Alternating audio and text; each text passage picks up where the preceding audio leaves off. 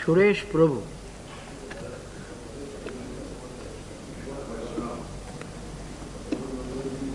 Thank you, sir. I really welcome the resolution moved by Mr. Prabhu Dayal Kataria, not because he has also Prabhu in his name, but because it touches a very important aspect of unemployment. I am also happy that he has not only talked about unemployment, but also has linked it with another important issue of small-scale industries. Sir, maybe in many ways, these are interrelated issues, as I can talk about it a little later. Sir, we always say that unemployment is a global phenomena, and yes, we should ignore it. Like we many times say that corruption is a global phenomena and should not really bother us, because if India is part of globalization, then unemployment and corruption is bound to be there. So I don't think this is what we really mean by learning from globalization. Sir, this unemployment is an issue which is of great importance not only from economical point of view, but also from social point of view. Those who are unemployed have to really, it is like a social stigma for the entire society when some can say that we are prospering while others are languishing in poverty. The many problems in many parts of our country, particularly northeastern area, eastern part of our country, and also in some other parts which are really backward, and where we see increasing incidents of terrorism, is due to the basic fact that we cannot provide jobs and we cannot create more employment to those who are seeking it in job market. Sir, we have got some very interesting statistics, which is always statistics can prove anything, and we have statistics which says that, this is I am reading from the Center of Monitoring of Indian Economy, CMI, which says that in 1961, we had only 323 unemployment exchanges in the country. 327 in 1961. And in 1995, the number of unemployment exchanges has increased to 891.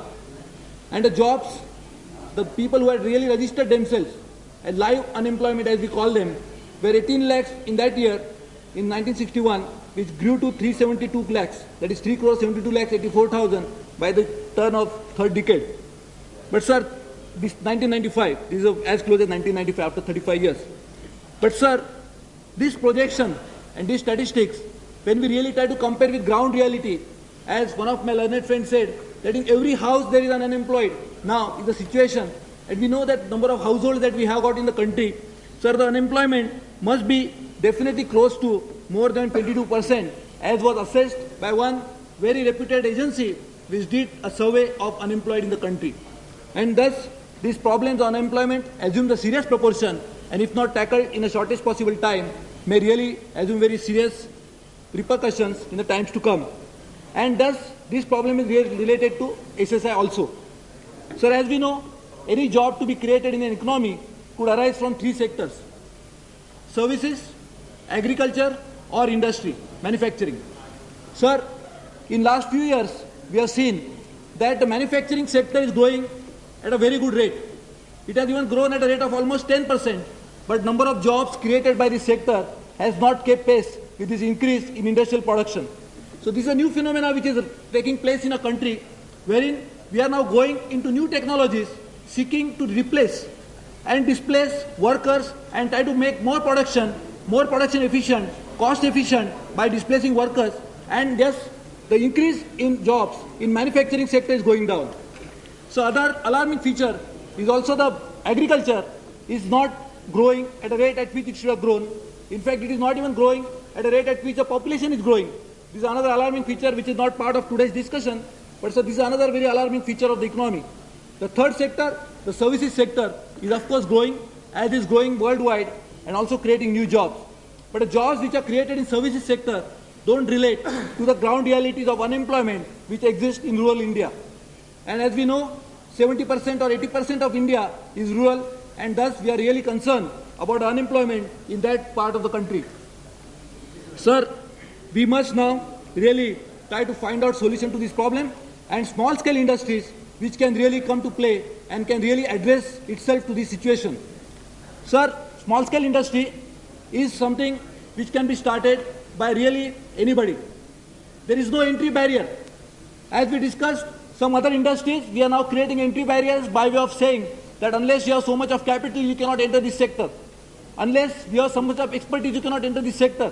Whereas this particular sector, small scale sector, could be started, could be entered into by anybody, and thus it is very important. But sir, for doing this, as is proposed by some of my honorable friends here, it cannot be done by starting another scheme. Sir, just to illustrate, we have several schemes in the country, and if these schemes were going to solve the problems, there should not have been one person unemployed in the country. Sir, we have got poverty eradication program, we have got rural poverty elevation program, we have got integrated rural development program, we have got Jawahar Rozgar Yojana, we have got employment assurance scheme, we have got urban poverty elevation program, we have got Nehru Rozgar Yojana, we have got PM integrated, Prime Minister's integrated urban poverty eradication program, we have got scheme for slum dwellers, to again in the name of removing unemployment.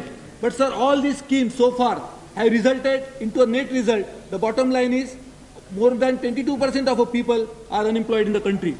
And thus, we need to really find out how the small-scale industries could survive in the country, because they could solve unemployment problem, they could create purchasing powers in the hands of lot many people, more than what is created by starting a manufacturing, creating a manufacturing job in the country, in a bigger sector. Sir, one of my learned friend, Mr. Ramesh Chetniwala, has also quoted a very important statistics and a report from International Labour Organization, the ILO, which also illustrates and in fact makes us all concerned about the shape of things to come. And I would also share the same perception about the problems that are going to take place in the country. In that perspective, sir, we must realize how to solve and address ourselves to solve the problems of the small-scale industries. One of our earlier speakers, in fact the one who spoke little earlier than this, said that there are several problems pertaining to raw material, pertaining to other areas, so I will not touch them. But sir, one point I would like to mention, which is of a very great importance. One, we passed a law in this very house, making it an offence. If a check issued by a company is dishonored, it becomes a cognizable offence. So the small-scale industries who are not paid on time by the companies who buy these goods from them, if they are not paid in time, the small-scale industries don't get paid for 9 months, even 12 months, and they really face a serious problem of non-payment. So this is an issue which also needs to be addressed. And even at least for small-scale industries, there needs to be some sort of an amendment to give some more, provide some more teeth to this particular legislation, so that the small-scale industries could get paid well in time for the problems of getting over the problems of liquidity. Sir, the another problem of which I think the government must really address itself very quickly is the problem pertaining to infrastructure. So I know the country itself is facing a problem of infrastructure, and the common minimum program of the United Front government says that a requirement of infrastructure, according to its estimate, is $200 billion, which is close to 7 lakh crores, which it intends to meet. I don't know in how many years, because according to the same common minimum program, it says that a country can absorb only $10 billion a year into foreign direct investment, which could go into this. So going by the same estimation, probably we'd need another 70 years before, or probably another 20 years before we could really solve the problems of infrastructure at today's rate and today's requirement if $10 billion of investment goes into this sector. But sir, this is a problem of country, but even the small scale industries are really facing a problem in infrastructure, as our honorable person who has been blessed or also be lucky enough to be a minister of power in the union government will also share this perception that power is an important constraint which all these small scale industries are facing. The rates at which they have to buy power from the various electricity board is ridiculous. They don't have to even, sometimes they have to pay minimum charges when they are not even getting a power. This is an instance which I can quote from the constituency which I represent in this parliament, that some of the underdeveloped areas of Konkan, the industrialists are required to pay electricity charges for which they are not even receiving power. So this is a very ridiculous situation in which we have to really get over this infrastructural bottlenecks of the small scale sector, which also means that we have to provide them water, we have to give them roads, etc. And I'm sure the government will really address itself to this, because it is possible that it's like Abhimanyu, that a small scale industrialist will enter the sector because he feels that he can get over his social problems and will not be able to come out because they started a small scale company, he has borrowed from the bank, and now he is not able to work it because there is no infrastructure. And this is what happens many a times, resulting into large closure of small-scale industries, causing sickness into those industries. Sir, we are talking about creating more, we are talking about industrial production going up by 8%, going up by 9%. But we are really not talking about how many of this is coming out of sick units, which is very important because we are a capital-starved country. We always invite foreign capital because our domestic savings are not even 22% of the GDP. We always feel that our domestic savings will not be sufficient to meet the requirement that we have in the country because we don't have enough capital. If that is the case, the amount of money that is invested, the amount of money that is blocked into these small-scale industries, which have become sick now, has to be properly coming into the economy, coming proper into circulation. And yes, we must have an action plan to revive these small-scale industries by infusion of maybe additional capital, maybe by infusion of additional technology, new technology into the sector, which will make them more competitive to face the challenges of the times to come. Sir, I would like to say that we must always march forward. In life, nobody says that you walk forward by looking backwards. This is not, could be the intention of a human life, and that is also true for society. And dynamic society like India could never look back in its march towards prosperity. But we must always learn from history. Sir, in our country, we had a very prosperous village industries not many years ago. Sir, these industries have created so many jobs, not only jobs, but they were the industries which used to create more craftsmen, and the skills of the workers were paid due to, and they were getting jobs, they were creating jobs and also creating a lot of wealth, which was also accepted universally. Sir, these village industries, somehow we have throttled, we have killed, and in the process, we also created a lot of social tension. These artisans, these craftsmen are now migrating to from rural areas into urban centers. They don't know how to work in this revised, changed life, and their life situation, their lifestyle is completely changed. So they are absolutely out of place with the new world, and their skills cannot be utilized by us. So on one hand, we have got persons, we have got artisans who are capable of creating this new wealth, but is not able to use it only because we are not encouraging the village industries. And I would strongly urge the government to make a policy framework in which village industries would get a prominence, would get a place of pride, and this untapped wealth of our own citizens, of our own people, could be brought into national mainstream. Sir, we have got another problem, which I think my friend Mr. Ramesh touched, but I would like to even share it again, is the problem of disguised unemployment, or disguised employment, as you can put it the other way around. So we always talk about so many jobs created every year, so many new wealth created new every year, but sir, this figure that we give has also got an element of disguise, and these jobs which are really appearing on the face of it to be physically employed, they are not a fully employment, and hence we should also address ourselves when we talk about employment, the problem of disguised unemployment. Sir, one important aspect which I am sure has also been touched, I would like to talk it in little other perspective. Sir, we are talking about, whenever we talk about unemployed, we try to divide them into two broad parts. We say that there are educated unemployed and there are other unemployed. Sir, the education that we provide, which fails to meet the economic needs of the person who has been well equipped to seek job, is a failure of the system. The education has to bring about enlightenment. The education has that definite role to perform. In our ancient culture also, people used to go and worship at Sandipani ashrams so that they could be enlightened. So that was the object of education.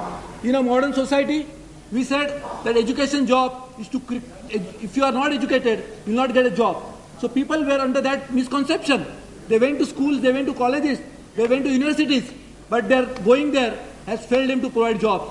And sir, therefore, we must divide our education into two broad parts. We must have an education which gives knowledge. We must have education which could provide them jobs. And hence, even at a national level, we must have an education policy which divides education into two broad parts of education for knowledge and education for jobs. And that job education, which could be called as a vocational education, has to be provided at various levels, and particularly so at a village level, utilizing the ancient skills of our craftsmen who have really got it as a part of the genes. Sir, another aspect which I am sure has made or is going to be a point of concern for many of us, is a problem which is arising, which I mentioned because my another friend who also hails from a similar place. Sir, I belong to a place called Konkan in Maharashtra, which is on the west coast of India. Sir, we have got large number of persons who have been engaged into occupation of fishing. Sir, this fishing business is under serious threat. I know this is directly related to this because this is a small scale activity and which provides tremendous scope for employment is under threat because we have been receiving offshore fishing from foreign trawlers, deep sea fishing from foreign trawlers. Sir, I don't know, when we said that we have got an open house, we never meant that our shores are open for anybody to come in. That was an ancient history. We always welcomed all our guests. But sir, those guests who come and loot us are not the guests that we want in our country. We would certainly like to welcome anybody who comes here to help us out, or if they need help, we can also help them, but not at the expense of the lifestyles of a fishermen who have been really ruined and totally devastated as a result of this new onslaught on their legitimate rights. And I feel that we must have a policy which I am sure the minister concerned would take note of and would like to really get into this. So another point is that every individual, so one private member, I think one of the honorable member, Mr. George Fernandez, has introduced a private member's bill today which seeks to provide or seeks to give a right to every person, a right to work. And I'm glad that one of my other earlier speakers said that we must provide dignity to labor. It is not something that if you're working, that means you are to be looked down upon. The person who really works has to be respected and the right to work has to be taken in that perspective. So sir, those who are seeking work, but a system cannot provide work, has to be given a compensation. It's a foreign concept, it's a Western concept to call it a dole. Whatever name you call it, the nomenclature is not important. What is important is a person wanting to and well equipped to perform a job and is not able to get it, has to be compensated with. And I think this could be also a part of the common minimum program because this is the minimum common that a person can expect from the society.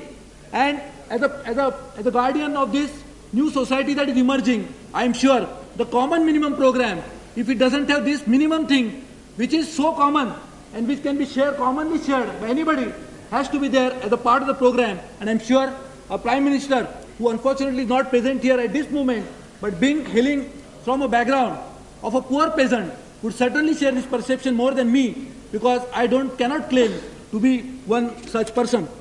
Sir, I would like to, lastly, before I conclude, before you ring your bell, just try to touch last 2 points, sir. Sir, these are the days of technology, which we cannot overlook the fact.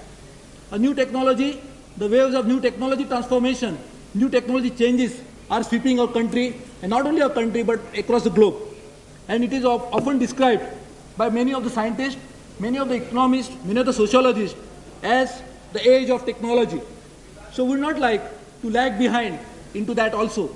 So the government must have a technology bank, a technology transfer situation in which the small-scale industries could access to the world-known technologies in that sector, so they could also upgrade themselves into that art of technology, but the technology should be available to the common of the common man so that he can compete with the big players, the top players and any other player. So we cannot overlook the fact that even United States, a country like United States, which has a largest GDP in the country, the jobs created in that sector, in that country, the more jobs are created in the United States by the small sector than the large industry in that country also. In fact, there is a saying now to say that we want jobs but we don't want Mac jobs, because more jobs are created by McDonald's on hourly basis and there is no confirmed jobs. So they say that we don't want Mac jobs, the McDonald's jobs, but we want real jobs. And these jobs are provided by the small industries and not by the large industries. So I would say this is a very important thing. We should not forget that our small-scale industries also must have access to technology. And so the last point is pertaining to the financial bottlenecks of the small-scale sector. Sir, it is always a good desire to start a business, but to make them equipped to run the business is very important. Otherwise, we could take them, and as I said earlier, it will be like an Abhimanyu who enters the fray but doesn't know how to come out of it. To prevent that, so we must really educate every person in the art of running business. This is very important. Many of the banks, we say that banks are not giving money. But sir, the money with the banks, now we know that more than 85 to 90% of the money with the bank belongs to us. Because the entire banking sector, barring few private banks and barring few foreign banks, is all nationalized or corporatized. This sector, money belongs to us ultimately because it's a public money. So funding small-scale industries out of goodwill, out of good feeling is not enough. But what is important is also that this money is well spent, well utilized, creates more wealth, and for that a training to small-scale industrialists is necessary. And I would really urge on the part of the government to do two things. One, sir, there is a need to have venture capital in a country. So when we talk about globalization, we must try to always look at what is happening in the rest of the world. We cannot look in only isolation and say that now McDonald's, Kentucky Fried Chicken, Pizza Huts are there all over the world, so they also must be in India. Surely, why not? But if we are doing that, then we should not forget that in the United States, there are hundreds and thousands of venture capital companies. There are companies, there are institutions, venture capital institutions, who provide a venture capital to a small scale unit. Sir, anybody wanting to start a business, even there are instances, somebody said that even father refuses to give money to his son because he feels that I have earned it and you are going to waste it. Because I earned it by working and you are going to waste it by doing business. Because even doing business in Indian culture is not something which is really appreciated. Please conclude. Yes, sir. I am almost on concluding this. Sir, therefore, what is important? Right. Agreed. Sir, therefore, what is important is to have venture capital fund. So these venture capitalists give you, because when you go to a bank, want to borrow, the banks can give you 70% or 75% of your requirement. 25% is your equity, which you are supposed to contribute. But the problem in India, which is capital starved, is the people don't have 25%. So where to find this 25% at lower cost? And that money is provided by the venture capitalists. And I think we must encourage more and more companies to start venture capital. So only one or two companies started it. IDBI started it. ICICI ventured into it. I would not even call it they started it, but they tried to start it. But sir, there could be a possibility. We had a scheme in India. We said differential rate of interest at 4%, the banks were required to lend. The difference between the DRI rate and the actual rate was a sort of a subsidy. We have discontinued that scheme. So we can request all foreign banks, all Indian banks, all other banks, that part of the profits could be earmarked and could be used to start, this could be a corpus to start a venture capital fund, which in turn can help lot many small industries to start a business and could create more jobs for themselves and in the process help the country. Sir, I know I am constrained for time. I'll just quickly say another point is we started a small exchange in the country, the OTCI, over-the-counter exchange of India. Sir, the functioning of that exchange, if it is properly done, it could also provide a boon to many small-scale industries wanting to fund their projects by accessing the capital markets. So the capital markets, as we have seen, have grown considerably, resulting into a lot of problems, other problems. But if this access is possible, even to small-scale industries to enter this through this route, I am sure it will also help lot many new entrepreneurs to enter this field. And I think the OTCI also needs to be strengthened and streamlined in the times to come. And I would really request you, sir, thank you, sir, for giving me this time. I know I overstepped my time limit, but thank you, sir. Thank you very much. Thank you.